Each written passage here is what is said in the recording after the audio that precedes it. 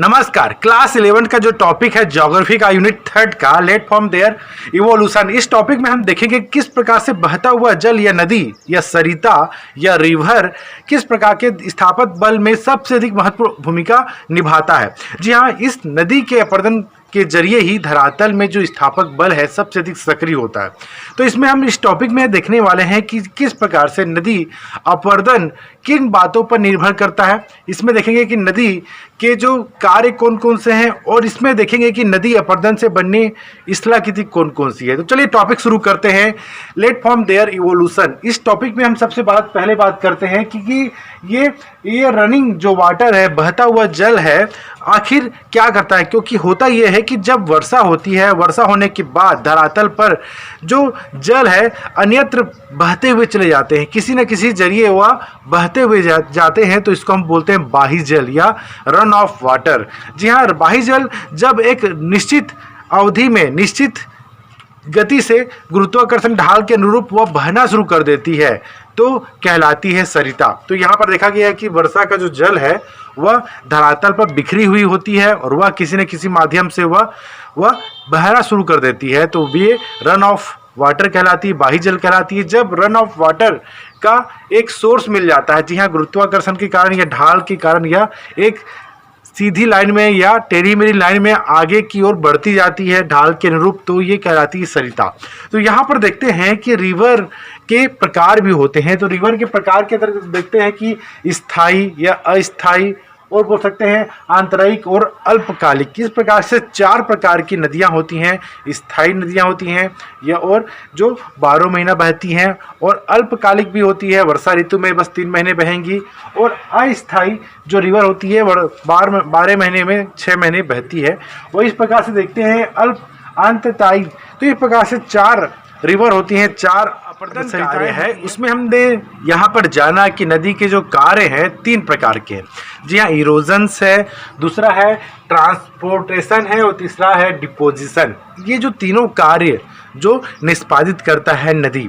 जी हाँ, यहाँ पर सैलिसबरी ने कहा है कि नदी का जो कार्य है स्थल भाग के जल को समुद्र तक ले जाना और धरातल में जो मौजूद चट्टान है उसको लगातार अपरदित करना और उसके चूर्ण को नदी के जरिए बहाकर अन्यत्र ले जाना और उसका समतलीकरण करना। तो इस सैलिसबरी ने यहाँ पर इसको स्पष्ट कहा। और यहाँ पर हम देखते भी हैं कि गिलबर्ट का जो छठी शक्ति का जो सिद्धांत है, इसको हम परिवहन में पढ़ेंगे। तो शुरू कर लेते हैं अपरदन। तो नदी का जो कार्य है, पहला अपरदन। नदी क्या करती है, धरातल पर जो मौजूद चट्टान होती है, जो उसके सामने जो भी चट्टान या भूतल आता है वह लगातार उसको क्या करती है, कटाव करती है, उसको काटती है। काटने के लिए नदी के पास क्या होता, औजार होता है। जी हाँ, औजार होता यह है कि जो कंकड़ पत्थर रेत शिष्ट जो होते हैं, जो बोल्डर होते हैं, ये लगातार क्या करते हैं, आपस में भी टकराते हैं, साथ साथ क्या करते हैं, धरातल पर जो मौजूद चट्टान होते हैं उसको लगातार कटाव करते हैं, उसका अपरदन करते रहते हैं। जी हाँ, जब काट छाट के उनको पूरी तरह से उनको बारीक चूर्ण में तब्दील कर देते हैं। तो नदी यहाँ पर पहला कार्य करती है अपरदन। तो अपरदन सबसे अधिक कहाँ पर अधिक होता है, युवावस्था में। तो नदी की जो 3 अवस्था होती हैं उसमें सबसे अधिक सक्रिय अपरदन होता है युवावस्था में, क्योंकि यहाँ पर उसको वेग अधिक मिलता है और यहाँ पर देखा जाता है कि ढाल अधिक मिलने के कारण उसका जो परिवहन जो क्षमता है वो भी अधिक होता है और उसको अपरदन का जो भार होता है, मतलब बोल सकते हैं कि जल भार जो होता है उसको भी सर्वाधिक वह वहन करता है, मिलाता है। तो यहाँ पर देखते हैं कि अपरदन कार्य युवावस्था में सबसे अधिक होता है। अपरदन कार्य होने के पीछे मतलब उस किन बातों पर निर्भर करता है कि जल का भार कितना है, वेग कितना है, आयतन कितना है। इसको हम आगे पढ़ेंगे निर्भरता की बात करें। तो देखें, अपरदन के बाद दूसरा देखते हैं कि परिवहन। परिवहन में यहाँ पर बताया गया है कि गिलबर्ट ने छठी शक्ति का सिद्धांत प्रस्तुत किया। जी हाँ, गिलबर्ट ने छठी शक्ति सिद्धांत में ये बताया है कि जब नदी का वेग दुगुना कर दिया जाए तो उसकी जो परिवहन क्षमता है, जी परिवहन जैसे कि उसके जो अवसाद होंगे या जो जमाव होगा, नदी का जो निक्षेप होगा या नदी में जो मौजूद जो कंकड़ पत्थर बालू है उसका परिवहन क्षमता 64 गुना बढ़ जाता है। जी हाँ, अगर देखें कि नदी की रफ्तार दुगनी कर दी जाए, जैसे कि रफ्तार बहती होगी जो भी है 30 किलोमीटर प्रति घंटे की रफ्तार से, अगर हम उसको 60 किलोमीटर की रफ्तार पर ले आए ढाल के अनुरूप, तो उसका जो परिवहन क्षमता 64 गुना बढ़ जाता है। तो ये गिलबर्ट का छठी शक्ति का जो सिद्धांत है, इसके अंतर्गत उन्होंने परिवहन की बात कही है, परिवहन पर, नदी परिवहन पर प्रकाश डाला है। तो यहाँ पर देख सकते हैं कि परिवहन पर बात किया है कि नदी जब धरातल पर युवावस्था, प्रौढ़ावस्था, वृद्धावस्था से गुजरती है तो सबसे अधिक परिवहन का जो कार्य होता है युवावस्था और होता है प्रौढ़ावस्था में। तो यहाँ पर देखा गया है कि परिवहन कार्य के अंतर्गत नदी जो चट्टानों को काटती है, उस चट्टानों के चूर्ण को अपने साथ वह बहा कर ले जाती है, घोलीकरण के जरिए ले जाती है। तो यहाँ पर देखा गया है परिवहन में। जो तीसरा देखते हैं निक्षेपण, डिस्पोजिशन में देखा गया है कि जब नदी युवावस्था, प्रौढ़ावस्था के बाद वृद्धावस्था में आती है तो यहाँ पर देखा गया है कि जो महीन कण होते हैं, है ना, जिसको बहा कर लाई है, उसको एकत्रित करती है। तो हम लोग यहाँ पर देखते हैं कि जब पर्वतीय क्षेत्र से नदी धरातल पर या मैदानी क्षेत्र पर नीचे उतरती है तो बड़े बड़े बोल्डर वह क्या करती है, निक्षेपित करती, क्योंकि वह ढाल उसको उतना नहीं मिल पाता। तो उस कारण क्या करता है, नदी उस बड़े बड़े बोल्डर को, पत्थरों को एकत्रित करती है। इस क्षेत्रों को भाबर का क्षेत्र कहा जाता है। यहाँ पर नदियाँ विलुप्त प्राय दिखती हैं, मतलब हमको जब दूर से देखें कि नदी बहती हुई दिखाई देती नहीं है, क्योंकि बड़े बड़े चट्टान के नीचे से वह बहती रहती है। क्योंकि नदी के जो पर्वतीय ढाल के कारण हुआ तो आसानी से लुढ़कते हुए, बहते हुए तो नदी के साथ आ गया, मगर वो मैदानी क्षेत्र में आगे नहीं बढ़ सकता था, क्योंकि उसको ढाल नहीं मिलता है, ना उसको वेग मिलता है, इसका वह वहीं एकत्रित हो जाता है। तो ये भाबर कहलाता है निक्षेपण में।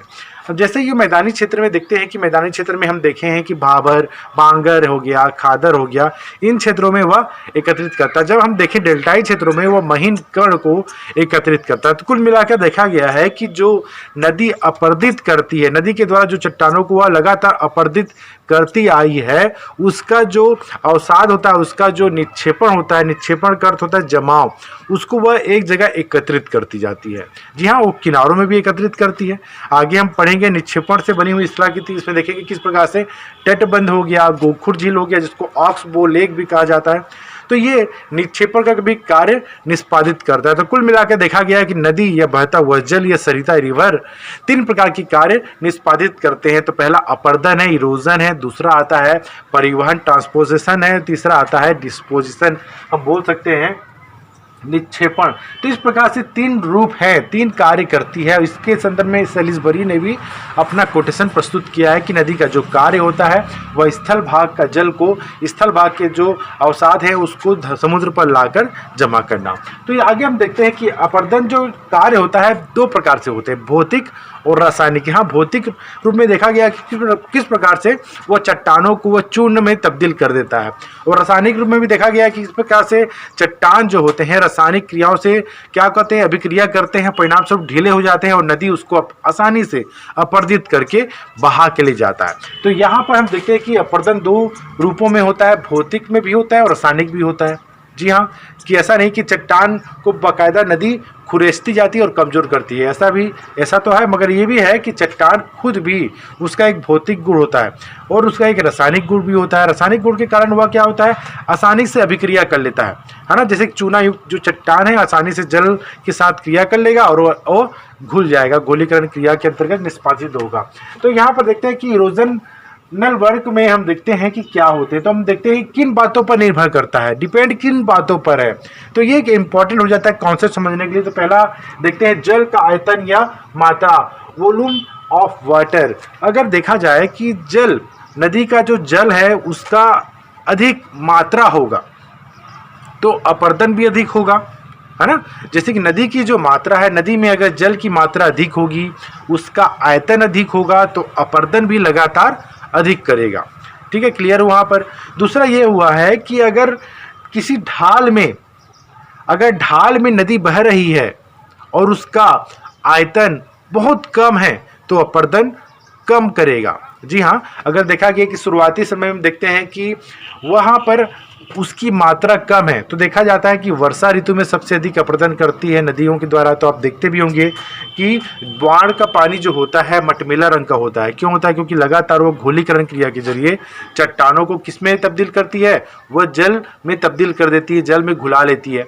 तो यहाँ पर देखा गया है कि खनिज कितनी मात्रा में होते हैं, तो तकरीबन 2 करोड़ टन के आसपास प्रति वर्ष खनिज घुले, मतलब घुलते हैं। जी हाँ, एक नदी की बात करें तो जो धरातल पर जो मौजूद होते हैं खनिज कण, उसको भी घुलाकर वह नदी बहाकर ले जाती है।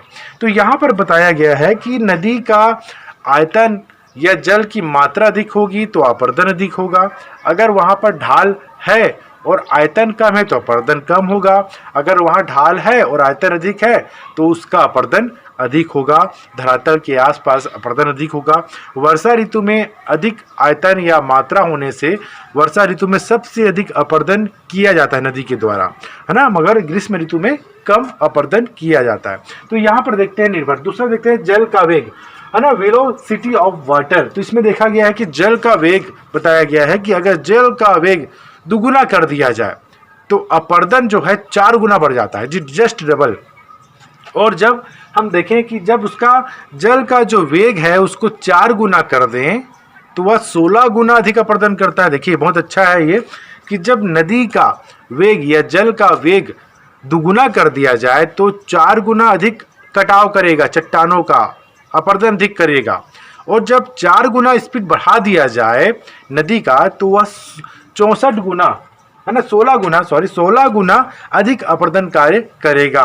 तो यहाँ पर देखा गया है कि गिलबर्ट का जो छठी शक्ति का जो सिद्धांत था उसमें उन्होंने प्रस्तुत किया था परिवहन का, मतलब बताया गया था कि अगर नदी का वेग दुगुना कर दिया जाए तो नदी की जो क्षमता है, परिवहन कार्य का जो क्षमता है 64 गुना बढ़ जाएगा। मगर जब हम अपरदन की बात करें तो नदी का जो वेग है दुगुना कर दिया जाए तो वह 4 गुना बढ़ जाएगा और 4 गुना कर दिया जाए तो 16 गुना बढ़ जाएगा। ठीक है, तो 4 चौक 16, ठीक है, तो 16 गुना अधिक बढ़ जाता है अपरदन कार्य। तो यहाँ पर ये बताया गया है कि जो जल का वेग अधिक होगा तो अपरदन अधिक होगा। जल का वेग सबसे अधिक कहाँ होगा? युवावस्था में होगा, तो वहाँ युवावस्था में अधिक अपरदन होगा। किसके बजाय? वृद्धावस्था या प्रौढ़ावस्था के बजाय। और बताया गया है कि जो नदी का जो टोटल जो क्रम है, युवावस्था में अधिक अपरदन होगा, उससे कम होगा प्रौढ़ावस्था में, और सबसे कम होगा, है ना, सबसे अधिक निक्षेपण जो होता है वृद्धावस्था में होता है। और अपरदन कार्य भी सबसे कम होगा किसमें? वृद्धावस्था में, जो हम आगे पढ़ेंगे अवस्थाओं को हम देख लिए यहाँ पर। तो जल का वेग में हमने देखा कि जल की रफ्तार अधिक होगी तो अपरदन अधिक होगा। अगर जल का रफ्तार दुगुना कर दिया जाए तो वह अपरदन 4 गुना अधिक करेगा।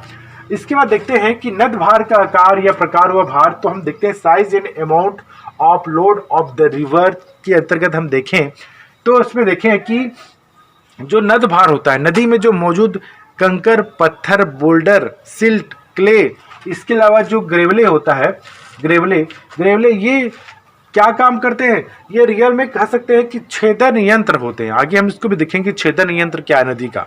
जी हाँ, नदी का जो औजार क्या है। मगर हम लोग यहाँ पर देखें कि नद भार जो है, नदी का जो भार है नदी में जो मौजूद है, जिसके जरिए नदी क्या कर रहा है? उसका परिवहन कार्य किया कर रहा है। और नद भार में क्या क्या है? तो देखिएगा, ग्रेवले है, रेत है, सिस्ट है, क्ले है, ये है। हम यहाँ पर ग्रेवले का जो है, ग्रेवले एक प्रकार का बड़ा पत्थर का जो भाग है, बड़ा पत्थर होगा, उसके 4 प्रकार है। तो देख लेते हैं उसका एमएम के हिसाब से, मिली, है ना, यहाँ पर हम एमएम के हिसाब से उसका वर्णन करें तो पहला बोल्डर होता है, बोल्डर जिसका हम जो बोल सकते हैं 256 एमएम होता है। और कोबुल जो होगा 64 से 256 एमएम होता है।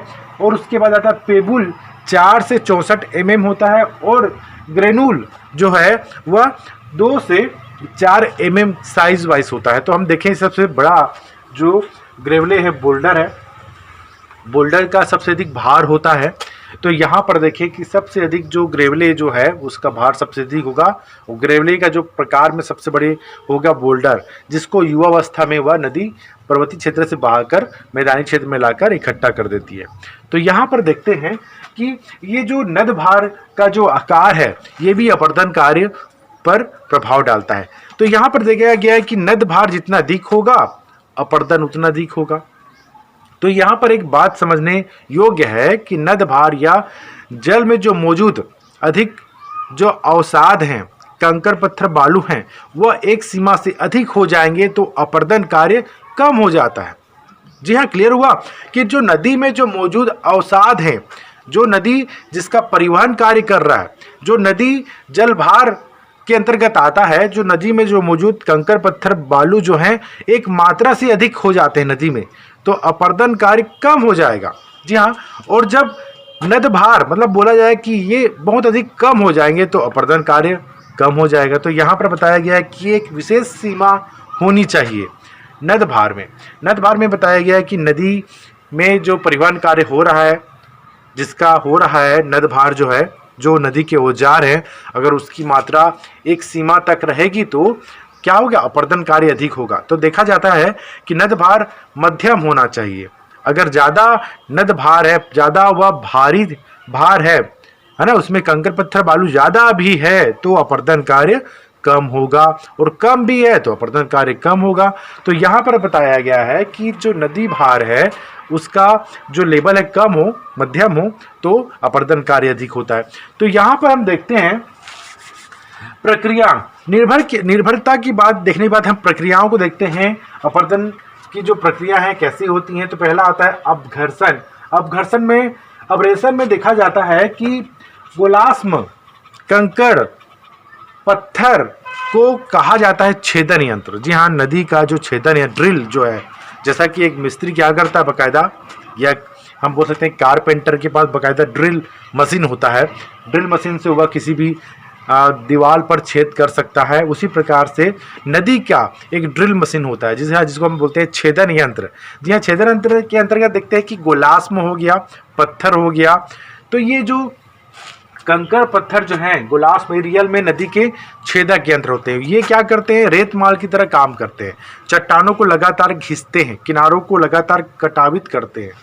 तो ये जो अपघर्षण कार्य में होता ये है कि नदी में जो मौजूद कंकर पत्थर बालू जो है वह चट्टानों को लगातार क्या करता है, घिसता है, उसको छीण करता है, उसको काटता है। तो इसे हम कहते हैं अपघर्षण, लगातार उसको अपरदित करता जाता है। तो अपघर्षण में हम इसी चीज़ों को देखते हैं, छेदन यंत्र का प्रयोग किया गया है नदी के जो औजारों के लिए। हम देखिए अगला घोलीकरण।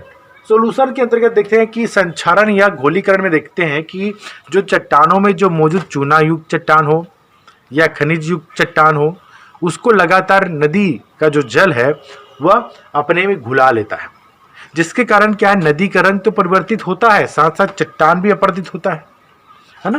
तो ये प्रक्रियाओं के अंतर्गत आता है कि घोलीकरण क्या है, कि नदी का जो जल है या वो किसी भी चट्टानों को अपने में घुलाने की क्षमता रखता है, क्योंकि हर चट्टान में एक खनिजिक या रासायनिक गुण होते हैं, उसको आसानी से वह घुला लेता है, और नदी का जो जल है वह भी किस कलर का रंग में तब्दील हो जाता है। तो देखिए, अगर हम देखें कि कहीं कोयला युक्त जो चट्टान है, अगर कोई क्षेत्र पूरी तरह से कार्बनीकरण है तो वहाँ का जल का जो मिट्टी का जो मतलब जल का जो पानी होगा, उसका रंग होगा वह कैसा होगा, अधिकांशतः काले रंग का होगा। तो हम देखते हैं वो जहाँ पर खनिज युक्त चट्टान है, जहाँ पर अगर लो अयस्क अधिक होता है तो वहाँ पर का जो जल है, मतलब नदी का जो पानी है वह लाल रंग का अधिक होगा। तो यहाँ पर देखा गया है कि संक्षारण घोलीकरण में भी हो गया कि जल जो है लगातार चट्टानों के जो रासायनिक गुण होते हैं उसको अपने में घुला लेते हैं।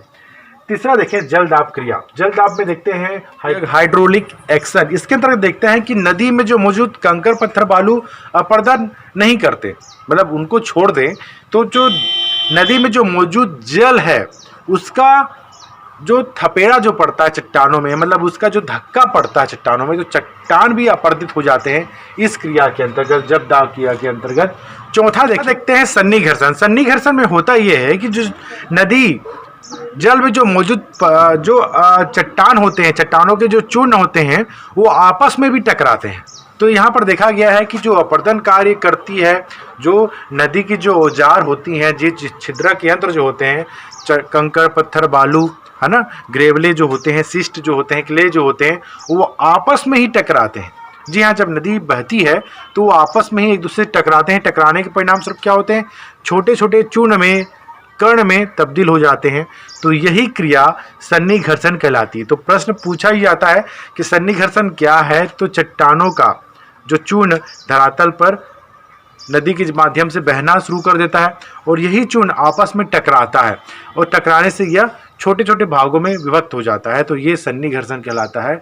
तो नदी अपरदन कार्य में ये भी क्रिया महत्वपूर्ण होती है। तो यहाँ पर हम देखते हैं कि ये प्रक्रिया हो गया अपघर्षण, वह चट्टानों को लगातार कैसे कर रहा है, अपरदित करता जा रहा है, अपघर्षण कर रहा है। गोलीकरण में देखा गया है कि चट्टानों को या जो धरातल में जो मौजूद मिट्टी है उसको जल अपने में घुला लेती है और अपना रंग चेंज कर लेती है।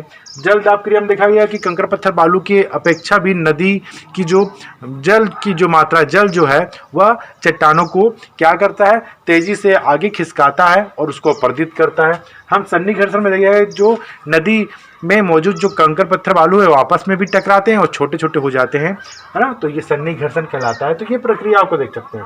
अवस्थाओं की बात करें तो जब नदी पर्वतीय क्षेत्र से मैदानी क्षेत्र की ओर आगे बढ़ती है, हम बोले कि इसका रफ्तार अधिक होगा, इसका आयतन अपेक्षाकृत कम होता है मगर इसकी रफ्तार अधिक होती है, तो ये युवावस्था कहलाता है। युवावस्था में देखते हैं कि अपर्दन कार्य अधिक होता है, जल प्रपात अधिक बनता है ना युवावस्था में।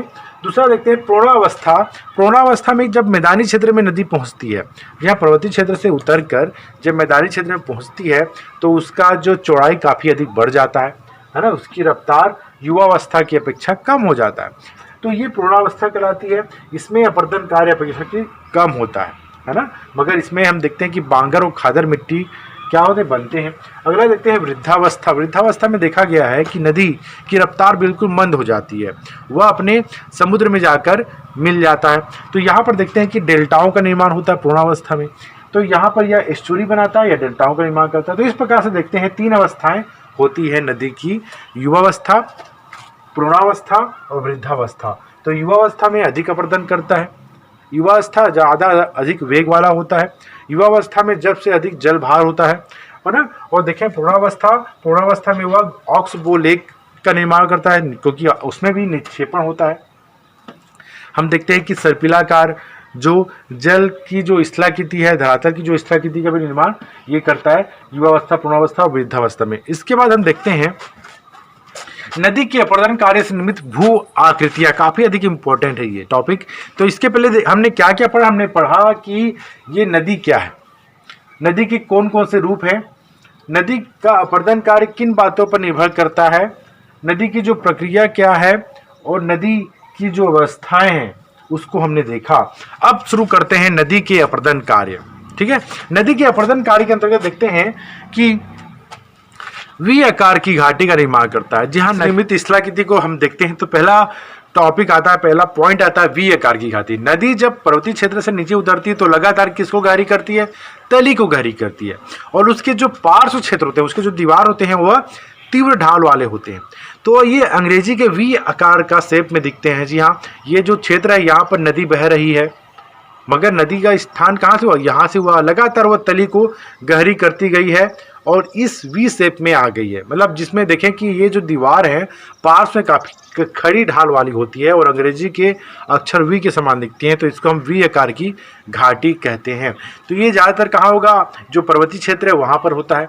यहाँ पर इसकी रफ्तार अपेक्षाकृत अधिक होती है, तो लगातार वह तली को गहरी करती जाती है ना। अब देखें दूसरा, तो यहाँ पर हम देखते हैं वी आकार की घाटी में हम देखें कि वी शेप में बना हुआ है ये धरातल का जो अधिकांश पर्वतीय क्षेत्र है, पर्वतीय क्षेत्र में ऐसा देखने को मिलता है कि इसके पार्श्व भाग काफ़ी अधिक तीव्र ढाल वाले हैं और नदी इस तली में बह रही है, उसको लगातार गहरी करती जा रही है ना। उसका अपरदन कार्य जो है वह लगातार सक्रिय है और अपरदन कार्य मतलब तली का गहरापन अधिक करता जा रहा है। तो यहाँ पर देखते हैं कि दूसरा वी आकार की घाटी के बाद महाखंड या गार्ज का निर्माण करता है, इसमें तली और गहरी हो जाती है। जी हाँ, जो वी शेप होता है उससे और तली गहरी होती जाती है और पार्श्व ढाल काफ़ी अधिक तीव्र होता जाता है। ये हमको भारत में देखने को मिलता है। जी हाँ, जो उत्तरी जो भारत है, मतलब जो गंगा का जो मैदान के क्षेत्र से पहले जो पर्वतीय क्षेत्र में गंगा नदी बहती है, तो उन क्षेत्र में गार्ज को हम देखते हैं। खासकर हम देखें पूर्वोत्तर क्षेत्रों की बात करें, ब्रह्मपुत्र नदी हो गया, गंगा नदी हो गया, ये और सिंधु नदी, इन क्षेत्रों में ज़्यादा गार्ज देखने को मिलता है। यहाँ पर जो तली काफ़ी अधिक गहरी होती है।